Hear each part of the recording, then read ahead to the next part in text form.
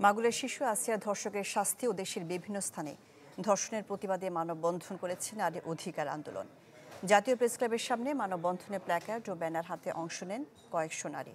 এ সময় নারীর সুরক্ষা নিশ্চিত ও দোষীদের দৃষ্টান্তমূলক শাস্তির দাবি জানিয়েছে বক্তারা। এছাড়া ঢাকা বিশ্ববিদ্যালয়ের বেশ কয়েকটি বিভাগ নারী নির্যাতন বন্ধের দাবিতে বিক্ষোভ করে। দাবি জানিয়েছে নারীদের নিরাপত্তা দিতে ব্যর্থ হওয়াতে স্বরাষ্ট্র উপদেষ্টার পদত্যাগের। এছাড়াও কেন্দ্রীয় শহীদ মিনারের সংবাদ সম্মেলন করে ধর্ষণ ও নিপীড়নের বিরুদ্ধে বাংলাদেশ। দাবি জানিয়েছে অপরাধীদের সর্বোচ্চ শাস্তির।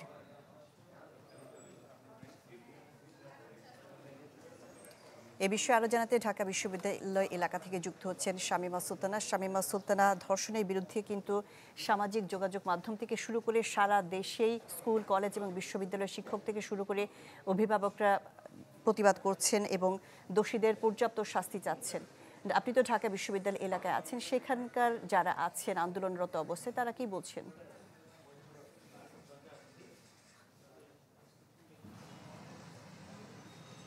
আপনি একটু বলে রাখি যে আপনি যেরকম করে বলছিলেন যে প্রতিটা জায়গায় কিন্তু এই আন্দোলনটা চলছে। তো শাহনাজ, এই আন্দোলন কিন্তু আজকেই শুরু হয়নি। এটি গত বৃহস্পতিবার আপনি জানেন যে আসিয়াকে হাসপাতালে আনা হয় এবং তারপর সেই মাগুরা থেকে তাকে কিন্তু এরপরে ঢাকা পাঠানো হয়। তো সেই যে আসিয়ার ঘটনা যখন শুরু হয়েছে গত বৃহস্পতিবারে, তারপর থেকেই কিন্তু এই আন্দোলনগুলো দানা বাঁধে এবং সেই আন্দোলনগুলো ধারাবাহিকভাবে চলতে শুরু করেছে এবং সেই আন্দোলনের ধারাবাহিকতায় ঢাকা বিশ্ববিদ্যালয় এলাকায় আমরা দেখেছি যে প্রথম রাতে বিভিন্ন হল থেকে শিক্ষার্থীরা এসছেন এবং তারা কিন্তু বিভিন্ন ধরনের দাবি তুলেছেন এবং তারপরে দেখেছি যে বিভিন্ন বিভাগের শিক্ষার্থীরা আলাদা আলাদা করে বিভিন্ন বিভাগ তারা আলাদা আলাদা করে মিছিল করেছেন, সমাবেশ করেছেন, কেউ বিক্ষোভ করেছেন এবং সেটি কিন্তু আজকে পর্যন্ত অব্যাহত ছিল এবং সবাই যেটি ঘুরে ফিরে মোটা দাগে যে দাবিগুলোর কথা বলেছেন যে স্বরাষ্ট্রমন্ত্রীকে, স্বরাষ্ট্র উপদেষ্টা যিনি আছেন তাকে পদত্যাগ করতে হবে এবং আইন উপদেষ্টা যে 90 দিনের মধ্যে বিচারের কথা বলেছেন, সেই জায়গায়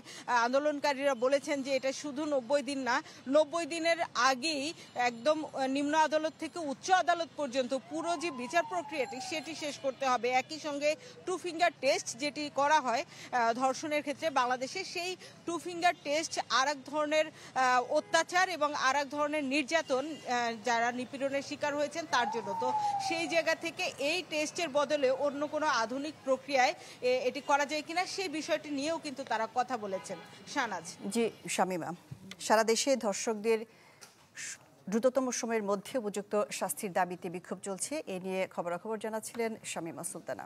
vision hot and cool AC 4-ওয়ে সলিনয়েড ভালভ টেকনোলজিতে হিটিং ও কুলিং দুই মোডেই কাজ করে সমানভাবে। Vision hot and cool AC.